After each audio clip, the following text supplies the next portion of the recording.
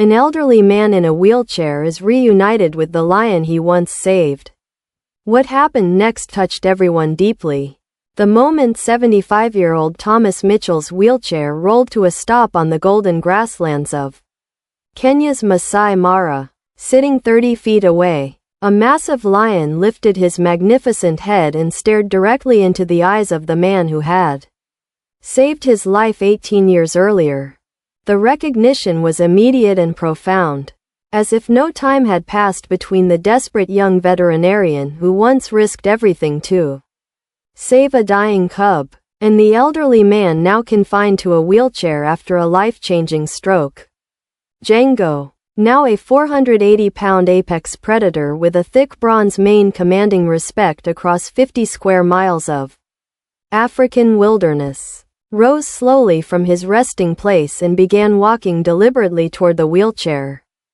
His amber eyes never left Thomas's face, and in his body language was none of the caution or aggression typical of wild lions encountering humans. "My God, he remembers me," Thomas whispered through tears, his voice still slightly slurred from the stroke that had ended his career 3 years before. After all these years, he actually remembers. The story of their bond began in 2006, when Dr. Thomas Mitchell was a 43-year-old wildlife veterinarian working with the International Wildlife Conservation Foundation. He had dedicated his life to saving Africa's most endangered species. But nothing prepared him for the call that would define his career and change his understanding of animal consciousness forever. An elder from a Maasai village had contacted the foundation about a lion cub found alone and dying beside his dead mother, who had been killed by a rogue elephant in a territorial dispute.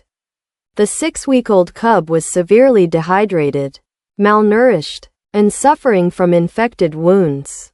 Most experts recommended immediate euthanasia, but Thomas saw something in the cub's eyes that demanded a fighting chance. The cub weighed barely 8 pounds and was hours from death, Thomas documented in his field journals. No veterinary facility in Kenya was equipped to handle such an intensive rehabilitation for a lion so young. The only option was to take him back to my research camp and attempt round-the-clock care. For the next 6 months, Thomas became Django's surrogate father, feeding him every 2 hours, treating his injuries, and gradually teaching him the behaviors needed to survive in the wild. The bond that formed between them transcended typical human-animal relationships, developing into something that challenged scientific understanding of lion emotional capacity. Thomas slept next to that cub's enclosure every night for months, remembered Dr. Sarah Walsh, Thomas's research partner at the time. He was more dedicated to Django's recovery than I've ever seen anyone commit to saving a wild animal. It was like watching a father raise his son. Django's rehabilitation was an unprecedented success. Under Thomas's care, the cub grew from a dying infant into a healthy, confident young lion with all the skills necessary for wild survival. Thomas had consulted experts worldwide to develop enrichment activities that would prepare Django for life as an apex predator while maintaining his natural instincts. The most remarkable aspect was Django's continued trust in Thomas even as he matured into a dangerous predator. Dr. Walsh noted, most hand-raised lions become either too domesticated for wild release or too aggressive toward their handlers. Django somehow maintained the perfect balance of wildness and affection. When Django was finally released at 18 months old, he had exceeded every expectation. He quickly established his own territory, learned to hunt effectively, and eventually became the dominant male of one of the Mara's most successful prides. Wildlife cameras and research tracking showed him thriving in ways that challenged assumptions about hand-raised predators. Thomas continued monitoring Django's progress for years, watching through telescopes and camera footage as his surrogate son grew into one of Kenya's most magnificent lions. Django's rehabilitation success became legendary among wildlife professionals, inspiring new approaches to orphaned predator care across Africa.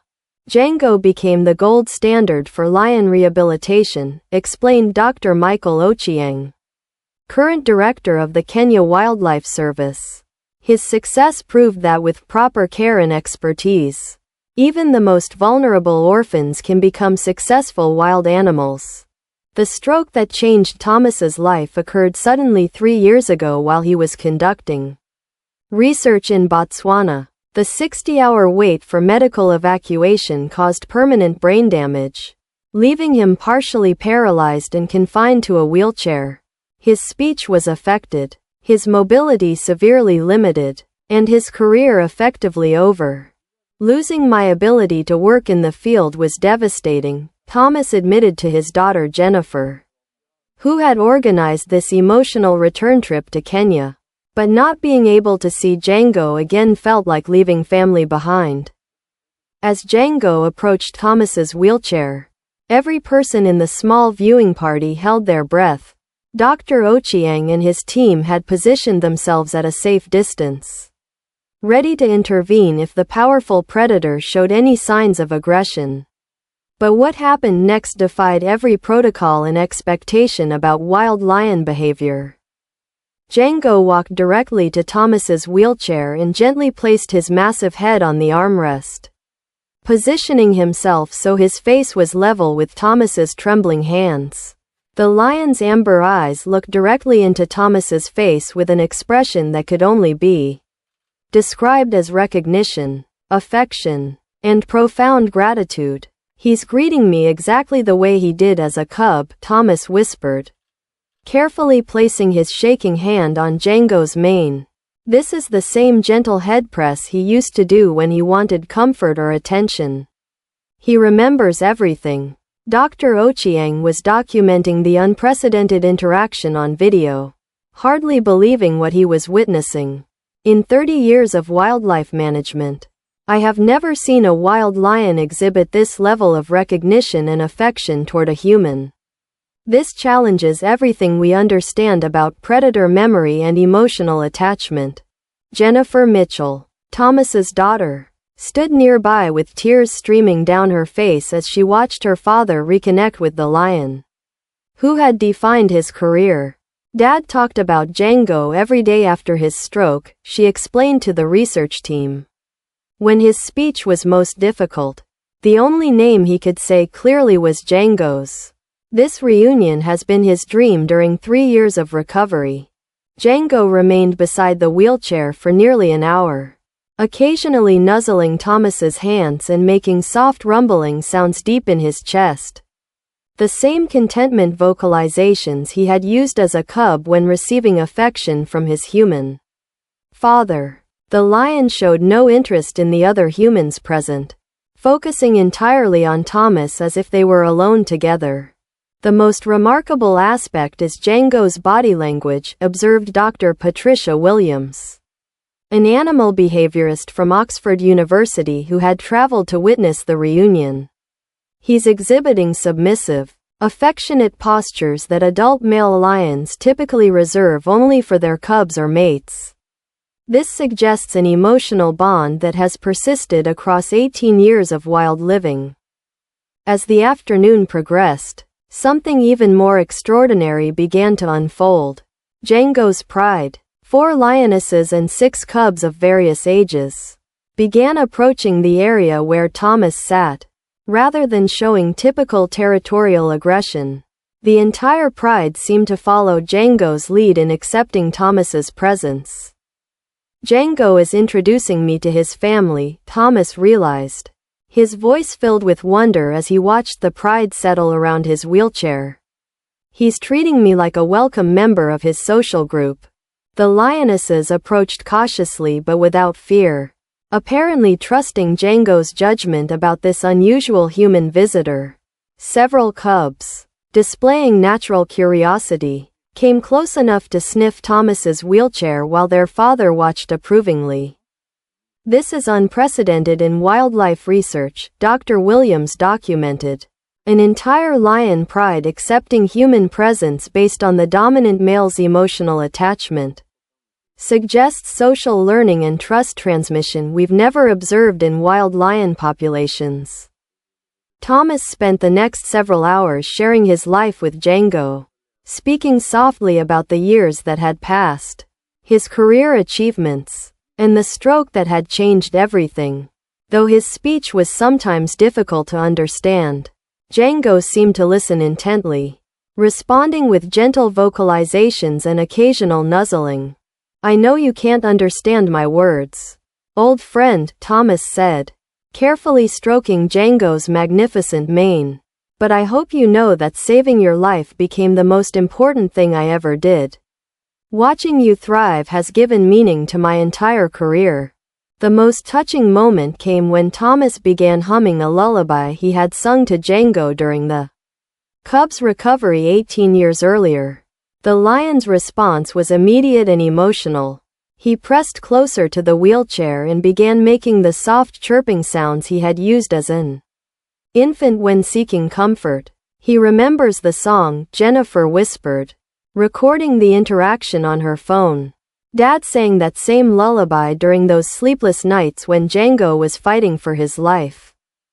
As the sun began to set over the Masai Mara, casting golden light across the grasslands where Django had learned to become king, the reunion reached its emotional peak.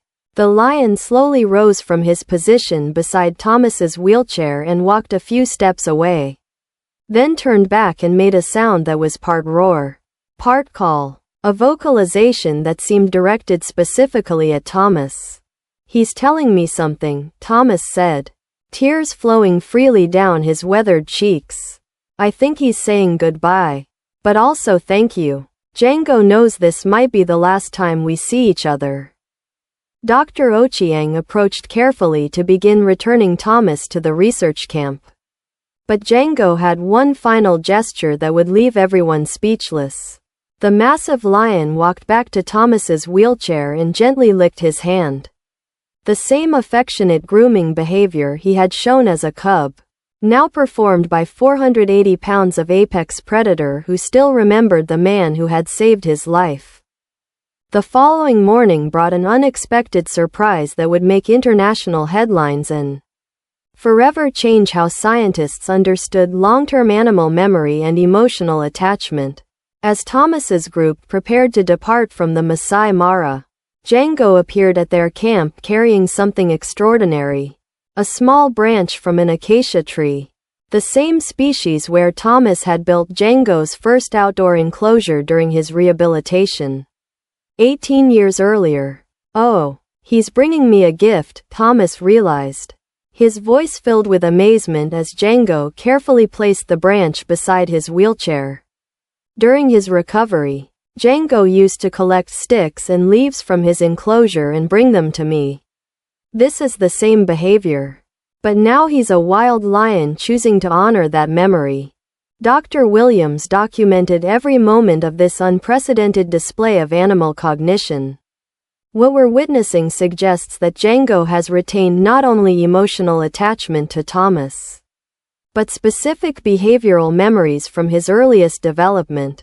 This indicates cognitive abilities in lions that challenge fundamental assumptions about animal consciousness. The most remarkable moment was yet to come. As Thomas's vehicle prepared to leave, Django did something that left every witness speechless. The massive lion walked directly to Thomas's wheelchair and carefully picked up one of Thomas's dropped gloves in his mouth. Instead of keeping it, Django carried the glove to each member of his pride, allowing them to scent it thoroughly before returning it to Thomas. "He's sharing my scent with his family," Thomas whispered, overwhelmed by the significance of the gesture. "Django is making sure his pride remembers me, that they'll recognize me as safe if I ever return. He's giving me permanent acceptance into his social structure." Jennifer had been filming the entire reunion, and when the footage was later shared online, it became one of the most viewed wildlife videos in internet history. The images of a paralyzed elderly man being lovingly greeted by the magnificent lion he had saved.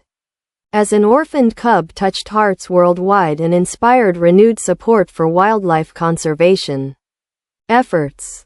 This video proves that animals have complex emotional lives and the capacity for long-term gratitude that most people never imagined, commented Dr. Jane Goodall after reviewing the footage.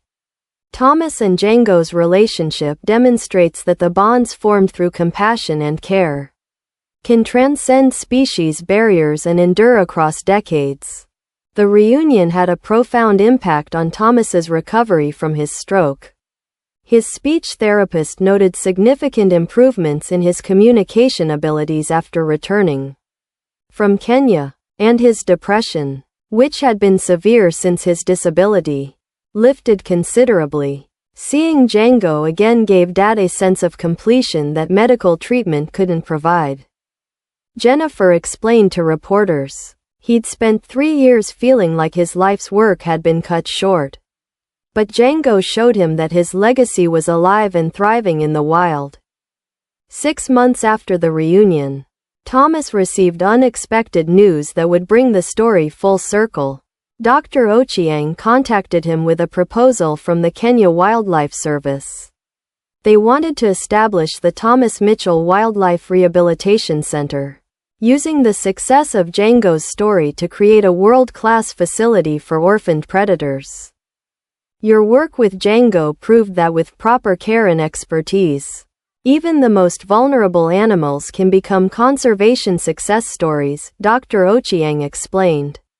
During a video call with Thomas, we want to honor that legacy by creating a center that will save hundreds of orphaned lions, leopards, and cheetahs using the methods you pioneered. Thomas agreed to serve as honorary director of the new facility, providing consultation and training for young veterinarians from his home in Colorado. Through video conferences and detailed protocol development, he continued contributing to wildlife conservation despite his physical limitations.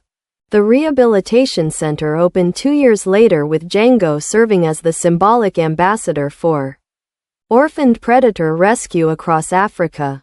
A bronze statue of Thomas and young Django was installed at the center's entrance, commemorating the bond that had inspired a new generation of wildlife conservationists. Every cub we save carries forward the legacy of what Thomas and Django proved was possible, explained Dr. Sarah Walsh, the center's first director. Their story shows that individual acts of compassion can create ripple effects that transform entire conservation approaches.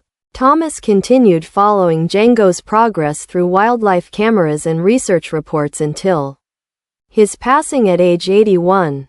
Even in his final months, weakened by advancing age, he would spend hours watching footage of Django's pride, taking comfort in seeing the magnificent lion he had raised living freely in the African wilderness. Django lived for 3 more years after Thomas's death, during which time he successfully raised 12 cubs to adulthood and maintained his territory as one of the Masai Mara's most respected lions. When Django finally passed away peacefully at age 21, researchers found him resting beneath the same species of acacia tree from which he had brought Thomas that final gift. The bond between Thomas and Django became legendary among conservationists worldwide, Dr. Ochieng reflected at the dedication ceremony for the expanded rehabilitation center. Their story proves that love, care, and dedication can overcome any obstacle, and that the connections we form with animals can inspire conservation efforts that benefit entire ecosystems. The Thomas Mitchell Wildlife Rehabilitation Center has since saved over 300 orphaned predators, with many following Django's example of successful reintegration into wild populations. Each animal's story serves as a testament to the power of human compassion and the enduring legacy of an elderly man in a wheelchair who proved that saving one life can change the world.